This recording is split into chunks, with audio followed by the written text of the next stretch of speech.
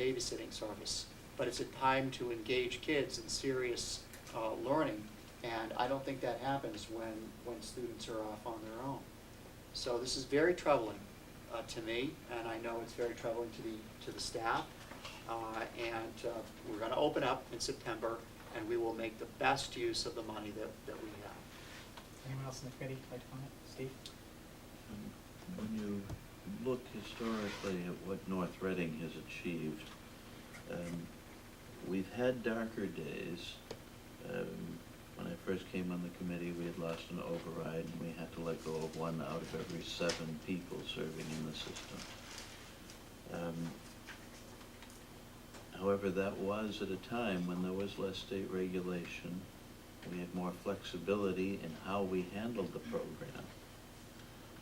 We rebuilt a lot of what we had lost.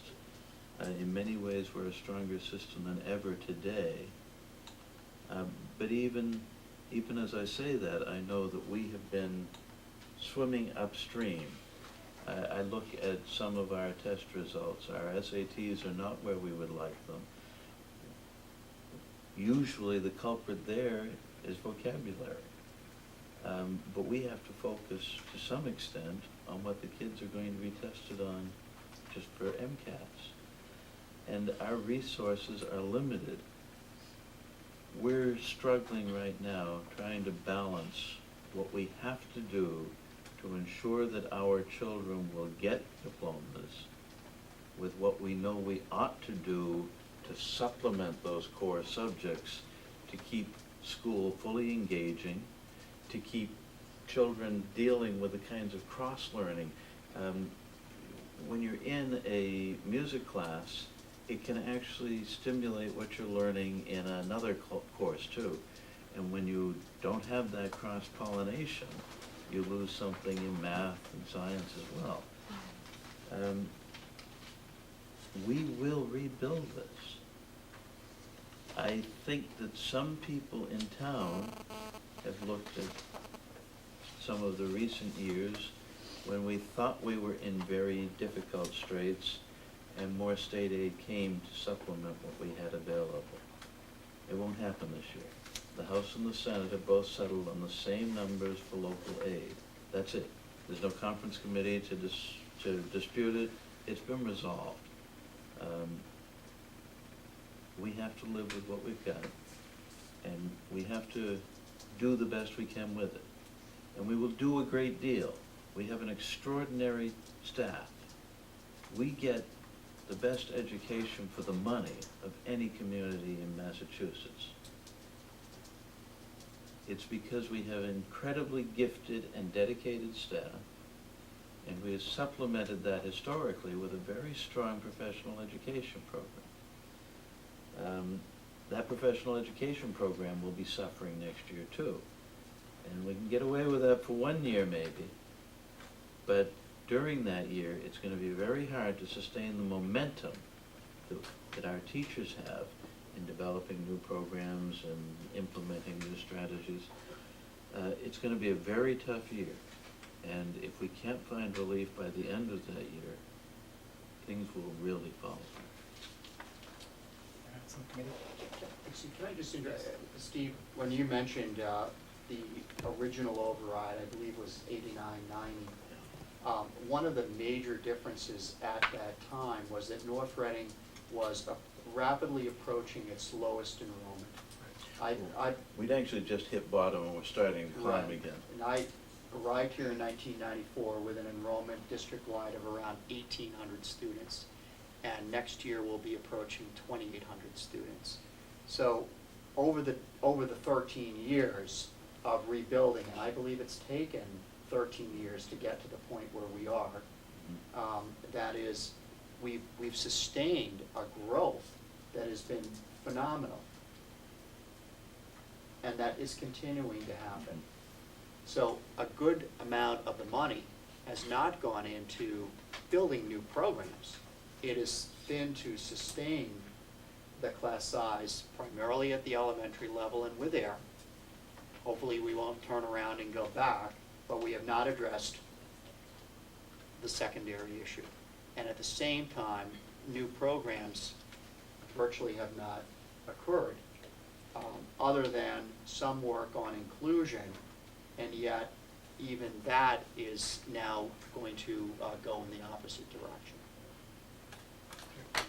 Yeah, the other thing too, David said, even though the enrollment has flattened out a little bit, there's been a shifting of the enrollment from the elementary to the secondary, so we've had to make adjustments to that.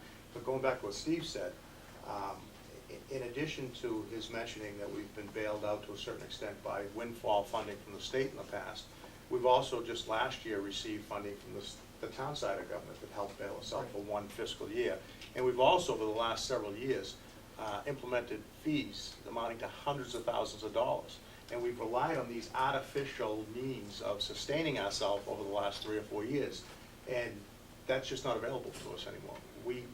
Increasing fees isn't even on the table with us, because we're at what we consider the maximum for athletic user fees, for bus fees, for activity fees, for kindergarten fees. I mean, it's just not there anymore. So these things that we've used in the past to kind of patch things together, get us through the fiscal year, the well's run dry, basically. So, this year, as everybody's already mentioned, we're going to have to do the best we can. And as difficult a year as it's going to be, this is, I don't see the cavalry coming to our rescue this year or at the end of the year or the beginning of next year. So this is only going to compound itself going into the next fiscal year, where things are going to get continuously worse unless we find some type of a solution. And, people have used the word structural deficiency, and that's what we're faced with here. There's just no magic solution for funding our budget every year when we have to deal with inflation, we have to deal with increasing enrollment, and we have to deal with collective bargaining agreements. It just doesn't work. Go. No, I'd wait until we get to the So your concerns are well-founded. As you see, we don't have any specific answers tonight. We're all saddened and disappointed, as well as most of the parents in this community are, I would imagine, that have students in our system. I do have confidence in our staff. The issue is going to be, what do they have to work with, going forward in terms of resources. And you're going to find more study halls, you're going to find fewer electives at the high school, and disappointing. Any other comments? If I can just have a quick follow-up there, I just wondered whether there would be any further hits to the budget, either that would affect this year or the following year, based on, again, what I'd read in the transcript this past week regarding the lawsuits that are coming due from this Eisenhower Park eminent domain, and that has been tabled for now, but eventually, again, that's money that the town is gonna have to come up with, and is that gonna ultimately have, an effect on monies that are available to the schools? I don't see Not that having during an this impact budget on us. This No. year's budget is set. Right. Whether it impacts next year, and it's too early to say. I'm sure there will be another override request next year. Right. And what will be crucial then will be whether that passes. Okay, well, thanks very much. Thank you. Anybody else for public input? Okay, I'll close that part of the meeting. And what I'd like to do now is move to, we have several school councils here tonight to present their annual school improvement plans. We have the Hood, the Little, and the high school. And since that's the order they're listed on my agenda here, that's the order I'm gonna go in. I'm not playing any favorites here, so I don't want anybody to give me any looks out there. I'm just, that's what I have. So we're gonna go with the Hood School first. If the Hood School could come up to the table and tell us who you are and present your plan, that'd be great.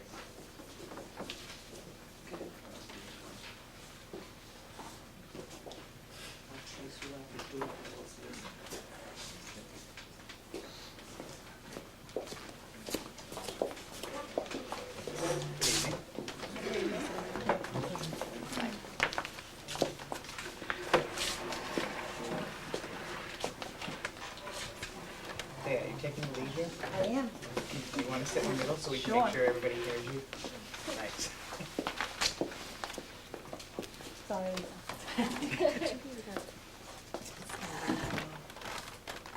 I'd like to first introduce my representatives who are here tonight. We have Lisa Santilli, who's our community representative. Anne Marie Wright, who is an administrative rep, and as many of you know, I was out on maternity leave for a good portion of the year, so Anne Marie was the liaison between me and the interim principal, who is Bob Teal. And then Denise Constantino is here, parent representative, and Sharon Kelleher, parent representative, and Deb Spencer, who just had to leave, is also present. We have two other teacher representatives, Desma Kurtz and Jim Burke, who could not be here tonight. And today Denise graciously put together a photo slideshow that I'm not sure how well the camera can pick that up, but she'll turn it so that the school committee can view it. I know. I have the pleasure of trying to view it. Yeah. That way?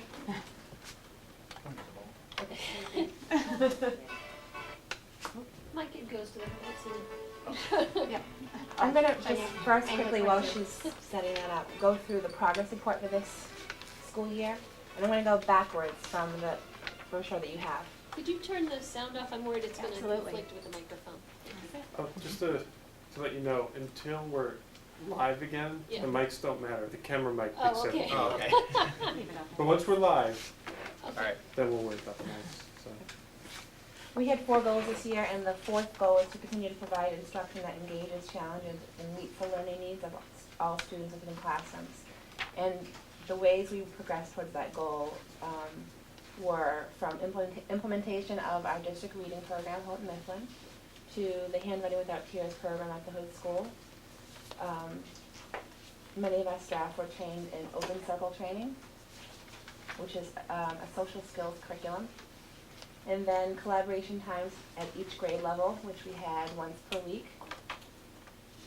And during those collaboration times, this year the focus was strictly on analyzation of MCAS and how that informed practice in the classroom. And then at the end of the year, teachers participated in curriculum mapping activities. Those are the kind of the key items under that goal that we worked towards this year. I'm going to go backwards from goal number 4 to goal number 3, which is developing and implementing a new mission and vision statement. Under that section, we worked during collaboration blocks to plan for inclusionary practices. We used faculty meetings as opportunities for academic discussion and professional growth. And we didn't actually develop a vision and mission statement this year, as we're waiting on the district to develop theirs, so that we could go from there. And then up to goal 2, provide a safe learning environment for all children.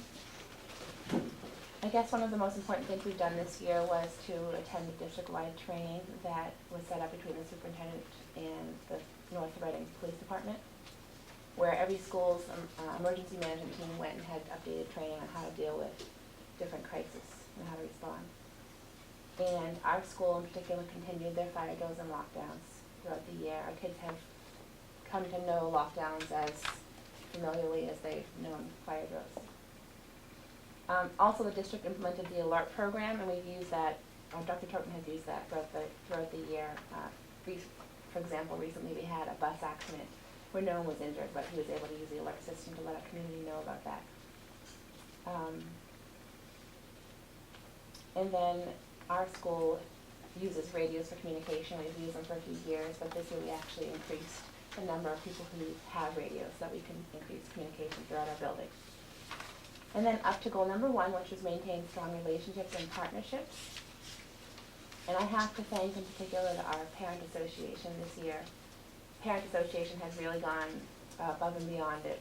New initiatives, bringing in new enrichment activities, providing new community building activities, things like the grade 5 pasta night, which they had this year. They've created, are in creation of a grade 5 yearbook. We have a tile project that's in our 3rd year running. Right now, our grade 5 students create a tile, and it's a picture of themselves that they have drawn, and we create that tile and put it on the lobby of the school, so that mural is growing year after year. And jump in if I'm missing anything, Denise. They had new initiatives, pasta night, movie night, which we held twice, thank you. Field Day was a big hit this year, lots of new initiatives, and that's a big thank you to Meg Corral, our physical education teacher, who's taken a lot of responsibility for Field Day this year. And under this goal, we worked on a couple new things, such as this Hood School newsletter. We started that a couple months ago, and I think we put out we're putting out our 3rd newsletter right now. And our Hood School Council brochure, which you will have in front of you, so I'm going to pass it out right now. Do you mind passing it around? And this is a project that we talked about,